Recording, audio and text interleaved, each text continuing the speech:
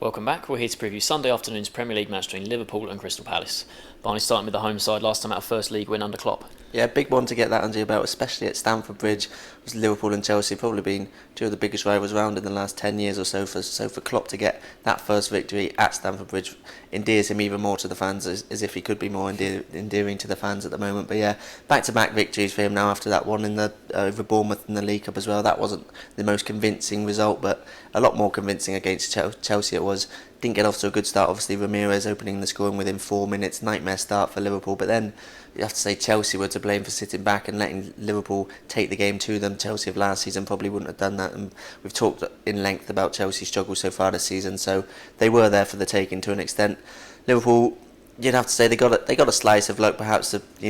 In due time, going over for Coutinho to get that goal just before the break. That was a pivotal moment in the match, and then the other two goals took deflections on the way past Begovic. Luke was lucky not to get sent off for 2 yellow cards, but at the same time Costa was lucky not to be sent off for a kick on Skirtle. So there was a lot to talk about, but at the end of the day, it's 3 points for 3 away points at a tough place to go for Jurgen Klopp. So a really fantastic result. I think probably couple of the most important things to come out of the match is the 2 goals for Coutinho. There's been a bit of criticism levelled at him for his performances under Klopp, in particular the first couple of matches, but Klopp said after the game that's the type of special player he is. He can come up with those winning contributions, and he is one of those sorts of players are few and far between. He is one of them. He can be a match winner when he turns it on.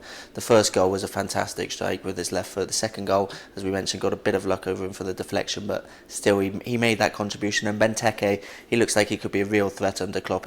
Klopp does like his target man. You think of Lewandowski at Borussia Dortmund, and Benteke, he hasn't been fully fit under Klopp yet. He hasn't.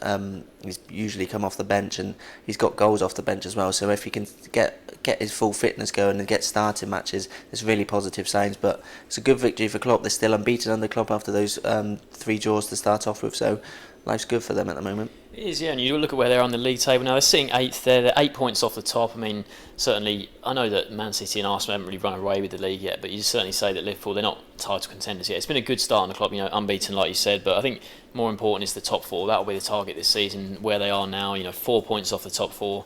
You probably say, United haven't looked great of late. You probably say City and Arsenal look fairly well set for a top 4 finish, but maybe they can get into one of those 2 spots there, especially with Chelsea doing so badly. Obviously, that win at Stamford Bridge obviously hurt them even more last week, and I think certainly Klopp, I think he'll be eyeing up the League Cup as maybe an early chance for cup success there. They drew Southampton away in the quarter-final there. That's a really tough draw there. Obviously Southampton, they'll be really keen to go on a cup run. It's been a long time since they won a competition. It was certainly one of the more difficult draws they could have got, but certainly a winnable game still. And I think one thing Klopp has to do is really more wins at Anfield. That's so important for them, because Anfield, when it's rocking, it's one of the best stadiums in the country. We know that, one of the most historic grounds there is. But they've only won 2 of their last 6 Premier League home games there, drawing 2, losing 2 as well. They haven't been all that consistent at home this season. That win against Bournemouth in the League Cup they had at Anfield, that was 1-0 against the Bournemouth side who we know who are struggling this season. So just needs, that win at Stamford Bridge 3-1 there, that was a really stirring performance, especially coming from behind, like you said. And if they just need something like that, like a really impressive performance, maybe scoring a few goals like this. They've got a chance here against Palace at home, but I think they just really need some sort of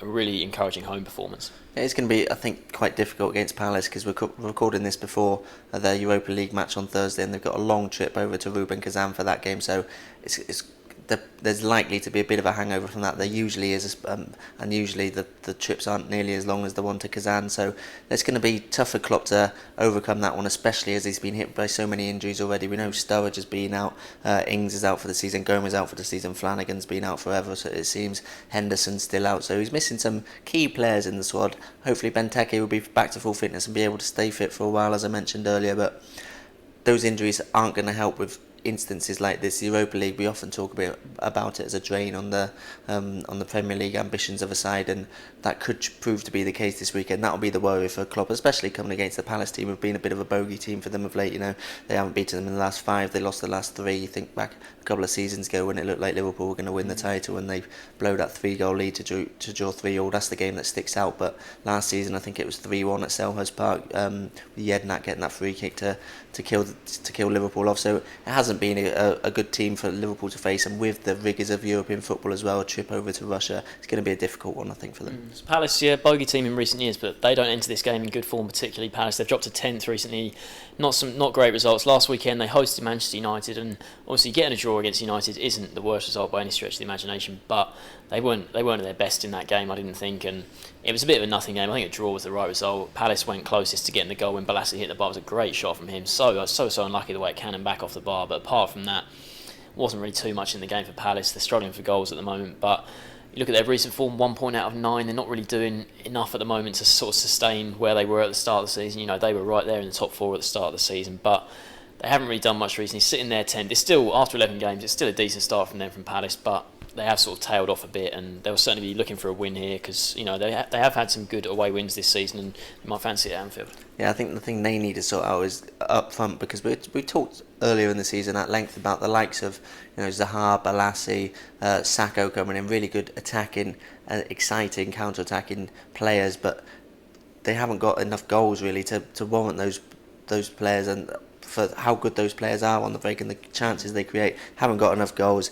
I think they've only scored 4 in the last 7 Premier League games. 3 of those have been from penalties from Johan Cabaye, who's obviously been a very good purchase for them, but they don't want to be relying on him as their main goal scorer at the moment, so they need to improve in that respect. They do have a good record against Liverpool, as I mentioned earlier. They've scored 3 in each of their last 3 meetings against Liverpool, which, considering Liverpool are one of the big boys, is a fantastic record for Palace, who until fairly recently have been battling against relegation, so that's a good record. Also won 9 of the last 13 Premier League games under Alan Pardew. We know how good they are away from home, we mentioned it just then, but they have lost their last 2 in all competitions. They've lost 3 of the last 4 in all competitions away from home, so perhaps signs of that away record are worsening at the moment, but as I mentioned, the type of players they've got, they're always going to be a threat on the break if their home team has got the most possession, which you presume Liverpool will have.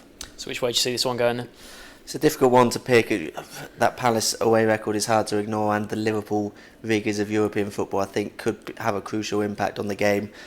Liverpool do seem to be building up a bit of momentum.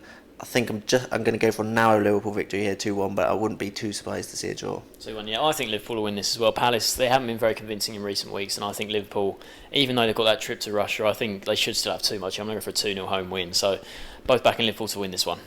Thanks for joining us.